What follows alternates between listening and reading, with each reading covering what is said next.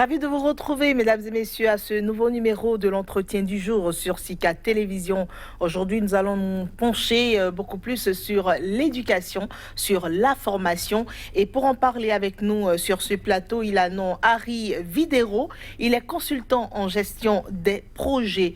Le thème que nous vous proposons ce jour, c'est bien développement, le numérique au service de l'éducation et de la formation inclusive. Vous comprendrez pourquoi ce thème dans quelques secondes. Monsieur Harry Videro, bonjour. Bonjour, cher ami. Et ravi de vous recevoir. C'est un plaisir pour moi. Alors justement, vous êtes porteur d'un projet de l'innovation africaine complètement axé sur l'éducation, sur la formation. Pourquoi d'abord ces secteurs vous tiennent-ils à cœur? Ça me tient beaucoup à cœur d'abord parce que quand vous entendez parler de Mandela en 96 qui disait que l'éducation est l'arme la plus fatale pour changer le monde. Il citait ça en 96 et que quand on travaille sur des politiques institutionnelles avec l'Université de recherche des Nations Unies en Suisse où j'ai l'opportunité de me pencher sur les projets institutionnels en Afrique depuis près d'une dizaine d'années maintenant et en participant au grand sommet, que ce soit du G20, que ce soit de l'Union africaine et de l'ONU, j'ai compris très tôt que quand on parle de développement en Afrique, l'agenda 2063 doit se focaliser essentiellement, mais prioritairement, je vais dire, sur l'éducation. Plus on le sait tôt et on engage quand même les mesures qu'il faut, c'est sûr qu'on ira vers une réussite, que ce soit des politiques institutionnelles dans nos pays. Parce que il suffit de voir l'actualité dans tous les pays d'Afrique, il suffit d'aller voir dans les campus universitaires. Aujourd'hui, quand vous voyez près de 100 000 personnes dans une faculté donnée, quand vous voyez que pour avoir le savoir, des personnes n'ont pas les ressources qu'il faut, alors qu'il faut être instruit, même pour aller voter, il faut que ces personnes puissent avoir quand même une idée de savoir qu'est-ce qu'il faut faire. Pourquoi est-ce que je fais ce choix? Absolument. Mais si on ne donne pas la chance d'avoir une éducation inclusive aux habitants, aux populations dans les pays africains, on est sûr qu'on ne pourra, quels que soient les projets, quel que soit l'agenda des politiques mises en place, qu'on ne pourra pas avoir une réussite parfaite. C'est ça, justement. Donc, en conclusion, l'éducation, c'est le socle du développement d'une nation. Mais c'est évident, c'est évident, c'est évident. Comment est-ce qu'on peut demander à un individu lambda de faire un choix si cette personne ne sait pas quel choix faire? C'est ça. Justement, est-ce qu'on peut également voir ça sous l'angle que la gouvernance d'un pays dépend de l'éducation de ses dirigeants? C'est-à-dire tout part de la base en fait. Si les dirigeants d'une nation ou bien d'un pays n'ont pas reçu une éducation ou une formation de qualité à la base, eh bien cela se retrouve jusqu'au sommet. Mais oui, puisque comme on le dit, si l'éducation elle est faussée à la base, cette personne ignorant même, peut faire des choix qui sont préjudiciables pour son pays. Pas parce qu'il le sait, parce qu'il le fait consciemment, mais parce qu'il ne sait pas que ce qu'il fait est bien, est moralement bien. Et quand on dit que la majorité d'une population, ou bien à 60-70% de la population est analphabète, vous comprenez qu'il est difficile que ces personnes puissent faire des choix évidents, que ce soit dans les politiques à mettre en place, ou bien que ce soit en permettant au développement des mesures qu'il faut, ou bien en prenant des responsabilités, que ce soit dans le privé, que ce soit dans le public. Donc alors il est évident aujourd'hui de permettre aux Africains, qu'ils soient pauvres ou riches, d'avoir une éducation inclusive pour aider l'Afrique, pour aider les pays à pouvoir évoluer, à pouvoir progresser. C'est ça, justement. Et donc, vous êtes donc porteur de ce projet-là d'innovation africaine. Mais quels sont les constats qui vous ont amené à vous asseoir et à réfléchir sur un tel projet? D'abord, j'ai eu la chance très tôt, il y a 5 ans de cela, d'être au G20 et on discutait des politiques à mettre en place, de l'agenda 2030 et de l'agenda 2063. Et ça m'a tiqué. Pourquoi? Parce que tout le monde parlait, les Africains venant des organisations, parlaient plus de l'indépendance économique. Suite à cela, j'ai eu encore la chance d'être expert indépendant à d'autres sommets, que ce soit de l'Union africaine, que ce soit de l'ONU. Et ça continuait. Alors que il était évident qu'un journaliste américain dont j'ai oublié le nom, disait, mais comment est-ce que vous voulez permettre à des peuples africains de faire des choix démocratiques évidents alors que ces personnes ne sont même pas éduquées ou préparées à le faire? Cette phrase m'a choqué. Alors, c'est vrai que des personnes qui étaient là n'ont pris en mal, mais moi, non, pas du tout. Il était allé loin, a dit, est-ce que pour pouvoir voter dans tes pays africains, il ne faut pas exiger un niveau intellectuel donné pour permettre le vote? Pour être sûr que les populations savent ce qu'elles font et les choix qu'elles font. Puisque le système européen, le système occidental est fait pour que ces personnes qui font des choix savent pourquoi ils font ces choix. Mais on permet à des personnes.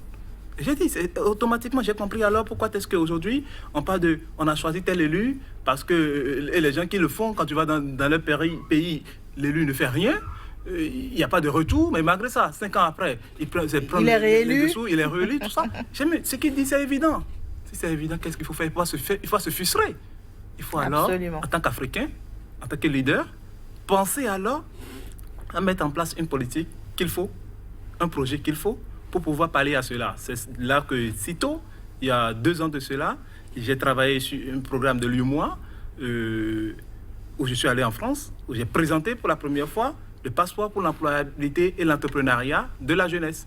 C'était pour la première fois, et ce projet a évolué, ça a évolué et ça a été corrigé. Comme je dis, ça a été bien pensé maintenant. Et aujourd'hui, l'un des grands axes de ce projet, de ce grand programme, je vais dire, est comment faire du numérique. Justement, j'allais en venir là. Et vous pensez qu'avec le numérique, on peut régler une grande partie de ce problème-là, ou qu'on peut régler ce problème? Mais au fait, quand vous voyez aujourd'hui, quel est le problème qu'on constate? On dit, première chose, j'ai parlé des amphis qui sont pleins aujourd'hui dans les campus. Et ce n'est pas seulement dans les campus au Bénin, hein, c'est partout en Afrique. C'est le même constat. C'est-à-dire, on a dans un amphi, tu vois 1000 personnes à la fois, où imaginez le professeur qui doit faire quoi 1000 personnes à la fois? Il est surpassé. Il est surpassé. C'est sûr que ces personnes ne reçoivent pas le savoir comme il le faut. Première des choses. Deuxième des choses, des personnes qui sont dans un village X de Banter et autres, et pour pouvoir faire une faculté donnée, ils sont obligés de se déplacer de leur village, venir louer. En ville ou bien proche des universités? Des universités, parce qu'on sait comment est-ce que les logements, c'est difficile, l'accès sur le campus pour avoir des frais. Et ces personnes n'ont pas les moyens de le faire. Ce qui fait que d'autres personnes sont obligées parfois, après le bac, d'arrêter et d'aller faire autre chose. Ou bien d'autres personnes qui viennent et ils deviennent, comment on appelle, prennent toute la fortune, je veux dire, de leurs parents pour venir. Alors qu'on dit qu'une éducation doit être inclusive à tout le monde. Troisième des choses, on constate aussi que, avec tous ces paramètres de choses, le Béninois lambda, qui vit même au fin fond du Bénin, a un smartphone. C'est-à-dire, il a un portable qui lui permet de faire aux autres. Il a un portable qui lui permet de faire accès à Internet, Facebook, il a accès à Internet. Même si c'est avec un faible débit, il a accès à Internet, et que même avec 20 000 francs aujourd'hui, on peut s'offrir un smartphone. Pourquoi alors ne pas prendre alors cet outil très simple pour pouvoir aider l'éducation à être mieux dispensée, à être mieux partagée? Et c'est ça qui m'a... Mais c'est quoi la procédure que vous proposez? D'accord, les populations ont un smartphone, les populations ont accès à Internet. Ça ne suffit pas pour que l'éducation leur parvienne. Quel est le procédé? Oui, le procédé est tout simple. Hein. Ce que je dis, ce n'est pas quelque chose non encore testé. Je travaille, comme vous le savez déjà, avec l'AUF, où je descends des formations, un peu que ce soit du Bénin dans quelques pays de l'Afrique. Et c'est tout simple. C'est-à-dire qu'il faut créer des applications qui pourront être installées sur les smartphones, téléchargées directement sur les smartphones, et permettre à l'étudiant de pouvoir suivre le cours que suit une personne en présentiel. Tout simple. À distance. À distance. Ce qu'il faut. On a dit parfois que la connexion n'est pas si fluide. De haut débit. Il y a plusieurs systèmes aujourd'hui de mettre un cours à distance. C'est-à-dire quoi? Il faut le faire sur fichier PDF, où la personne puisse le télécharger, savoir tout ce que les gens suivent à distance. Il n'y a pas vidéo, comme on le sait, on suit en présentiel tout ce que l'autre fait.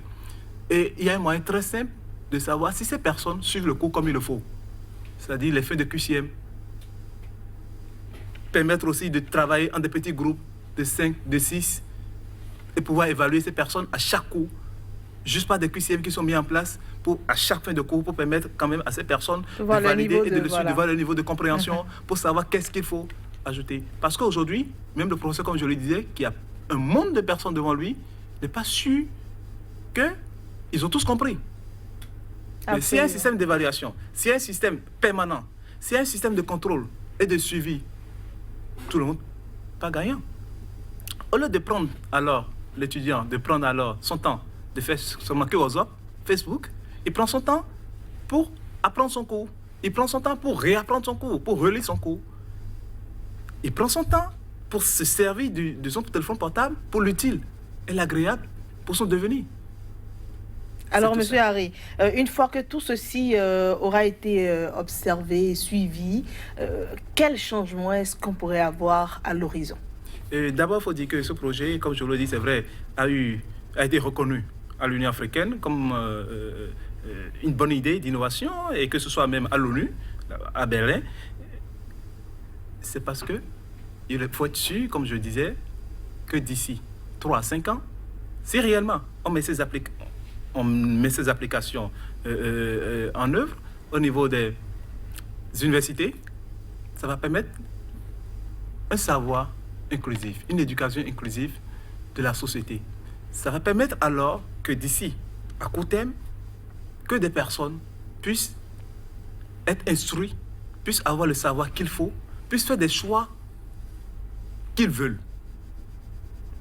Et ainsi, on va toujours avoir, il y a une répercussion sur la politique, sur les politiques qu'il faut dans le pays. Comment est-ce qu'on va pouvoir mesurer cela? C'est de savoir quel est le taux de réussite, peut-être, aujourd'hui, maintenant, de la première année en deuxième année dans les universités. Quel est le taux de réussite qu'on va voir? Et maintenant, quand on va commencer à faire peut-être des évaluations concrètes, comment est-ce qu'on va alors évaluer, quand on va faire des évaluations concrètes pour toute cette population de personnes, le taux qu'on aura, par exemple, c'est des facteurs qui vont permettre réellement de voir. Il faut avoir déjà déclenché la mise en application d'un tel projet. Oui, d'accord. La mise en application n'a pas besoin de beaucoup de choses. Vous savez déjà, le système est déjà là. On connaît comment est-ce qu'il faut mettre en place le système des applications mobiles. Il faut le faire juste et permettre au professeur, avant de faire son cours, de bien préparer. Ça impose même au professeur de bien préparer son cours. De ne pas quitter peut-être, on dit, il quitte aujourd'hui un pays à un pays X, il ne sait même plus là où il en est. Non, il prépare bien son cours. Il le dépose comment on appelle-t-on, au comité qui met en place les cours sur le système, qui, eux, le font avant que ce professeur ne vienne dispenser. Ce qui fait que tout le monde sait ce qu'on veut faire. Absolument. Vous comprenez peu. Absolument. Et donc, comme je disais tout à l'heure, pour évaluer, ce sera tout simple, c'est-à-dire de voir le coefficient de réussite qu'on aura dans les années à venir. C'est de comprendre. Et quand ça va, on le sait tous. Absolument. On le sait tous. En tout cas, merci beaucoup, Monsieur Harry Bidero. Le temps a couru. On est déjà à la fin de ce numéro d'entretien. Nous aurons certainement d'autres fois où nous parlerons d'autres sujets, puisque vous êtes dans plusieurs domaines, vous travaillez sur plusieurs projets. Merci déjà d'avoir accepté de répondre à nos questions. Merci beaucoup et j'espère bien qu'on pourra continuer sur d'autres fois quand même sur plusieurs projets. Absolument. Merci beaucoup. C'est la fin donc de votre entretien du jour. Retenez, nous avons parlé développement, le numérique au service de l'éducation et de la formation inclusive. Voilà de quoi il s'agit donc dans ce numéro d'entretien. Merci pour votre aimable attention. Au revoir.